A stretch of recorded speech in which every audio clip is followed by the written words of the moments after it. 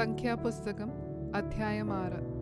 യഹോവ പിന്നെയും മോശെയോട് അരുളിച്ചെയ്തത്, നീ ഇസ്രായേൽ മക്കളോട് പറയേണ്ടതെന്തെന്നാൽ, ഒരു പുരുഷനാകട്ടെ സ്ത്രീ ആകട്ടെ യഹോവയ്ക്ക് തന്നെത്താൻ സമർപ്പിക്കേണ്ടതിന് നാസീർ വ്രതം എന്ന വിശേഷവിധിയായുള്ള വ്രതം ദീക്ഷിക്കുമ്പോൾ വീഞ്ഞും മദ്യവും വർജിച്ചിരിക്കണം. വീഞ്ഞിന്റെ കാടിയും മദ്യത്തിന്റെ കാടിയും കുടിക്കരുത്. മുന്തിരിപ്പഴത്തിന്റെ യാതൊരു രസവും കുടിക്കരുത്. മുന്തിരിങ്ങ പഴുത്തതാകട്ടെ ഉണങ്ങിയതാകട്ടെ തിന്നുകയും അരുത്.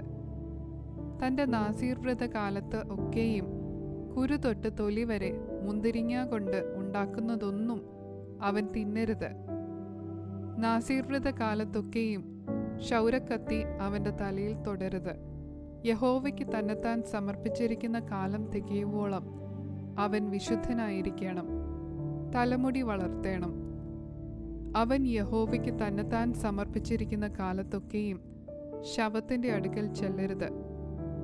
അപ്പൻ, അമ്മ, സഹോദരൻ, സഹോദരി എന്നിവരിൽ ആരെങ്കിലും മരിക്കുമ്പോൾ അവരാൽ അവൻ തന്നെത്താൻ അശുദ്ധനാകരുത്. അവന്റെ ദൈവത്തിന്റെ നാസീർ വ്രതം അവന്റെ തലയിലിരിക്കുന്നു.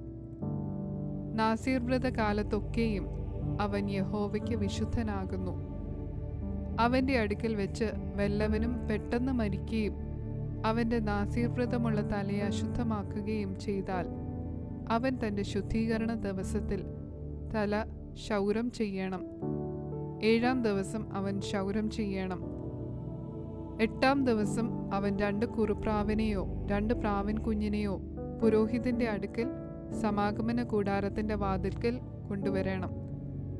പുരോഹിതൻ ഒന്നിനെ പാപയാഗമായിട്ടും മറ്റേതിനെ ഹോമയാഗമായിട്ടും അർപ്പിച്ച് ശവത്താൽ അവൻ പിഴച്ചതുകൊണ്ട് അവനു വേണ്ടി പ്രായശ്ചിത്തം കഴിച്ച് അവന്റെ തല അന്ന് തന്നെ ശുദ്ധീകരിക്കണം. അവൻ വീണ്ടും തന്റെ നാസീർ വ്രതത്തിന്റെ കാലം യഹോവയ്ക്ക് വേർതിരിച്ച് 1 വയസ്സ് പ്രായമുള്ള ഒരു ആട്ടിൻകുട്ടിയെ അകൃത്യയാഗമായി കൊണ്ടുവരണം. അവന്റെ നാസീർ വ്രതം അശുദ്ധമായി പോയതുകൊണ്ട് മുൻപിലത്തെ കാലം തള്ളിപ്പോകണം. വ്രതസ്ഥന്റെ പ്രമാണമാവിത്. അവന്റെ നാസീർ വ്രതത്തിന്റെ കാലം തികയുമ്പോൾ അവനെ സമാഗമന കൂടാരത്തിന്റെ വാതിൽക്കൽ കൊണ്ടുവരണം. അവൻ യഹോവയ്ക്ക് വഴിപാടായി ഹോമയാഗത്തിന് 1 വയസ്സ് പ്രായമുള്ള ഊനമില്ലാത്ത ഒരു ആണാട്ടിൻകുട്ടി, പാപയാഗത്തിന് 1 വയസ്സ് പ്രായമുള്ള ഒരു പെണ്ണാട്ടിൻകുട്ടി, സമാധാനയാഗത്തിന് ഊനമില്ലാത്ത ഒരു ആട്ടുകൊറ്റൻ, 1 കൊട്ടയിൽ എണ്ണ ചേർത്ത് നേരിയ മാവ് കൊണ്ടുണ്ടാക്കിയ പുളിപ്പില്ലാത്ത ദോശ, എണ്ണ പുരട്ടിയ പുളിപ്പില്ലാത്ത വട എന്നിവയും അവയുടെ ഭോജനയാഗവും പാനീയയാഗങ്ങളും അർപ്പിക്കണം. പുരോഹിതൻ അവയെ യഹോവയുടെ സന്നിധിയിൽ കൊണ്ടുവന്ന് അവന്റെ പാപയാഗവും ഹോമയാഗവും അർപ്പിക്കണം. അവൻ ആട്ടുകൊറ്റനെ കൊട്ടയിലെ പുളിപ്പില്ലാത്ത അപ്പത്തോടുകൂടെ യഹോവയ്ക്ക് സമാധാനയാഗമായി അർപ്പിക്കണം. പുരോഹിതൻ അതിന്റെ ഭോജനയാഗവും പാനീയയാഗവും കൂടെ അർപ്പിക്കണം.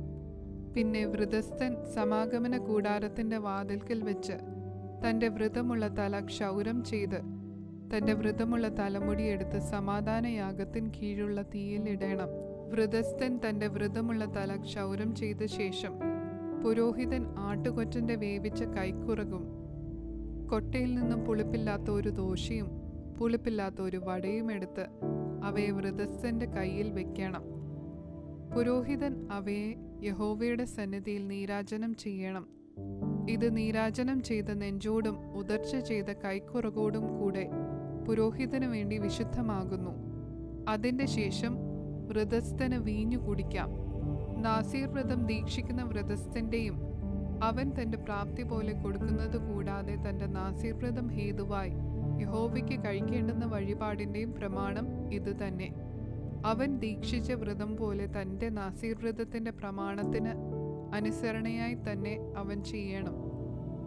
യഹോവ പിന്നെയും മോശെയോട് അരുളിച്ചെയ്തത്, നീ അഹരോനോടും പുത്രന്മാരോടും പറയേണ്ടത്, നിങ്ങൾ ഇസ്രായേൽ മക്കളെ അനുഗ്രഹിച്ച് ചൊല്ലേണ്ടത് എന്തെന്നാൽ, യഹോവ നിന്നെ അനുഗ്രഹിച്ച് കാക്കുമാറാകട്ടെ.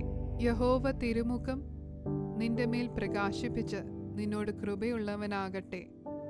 യഹോവ തിരുമുഖം നിന്റെ മേൽ ഉയർത്തി നിനക്ക് സമാധാനം നൽകുമാറാകട്ടെ. ഇങ്ങനെ അവർ ഇസ്രായേൽ മക്കളുടെ മേൽ എൻ്റെ നാമം വെക്കണം. ഞാൻ അവരെ അനുഗ്രഹിക്കും.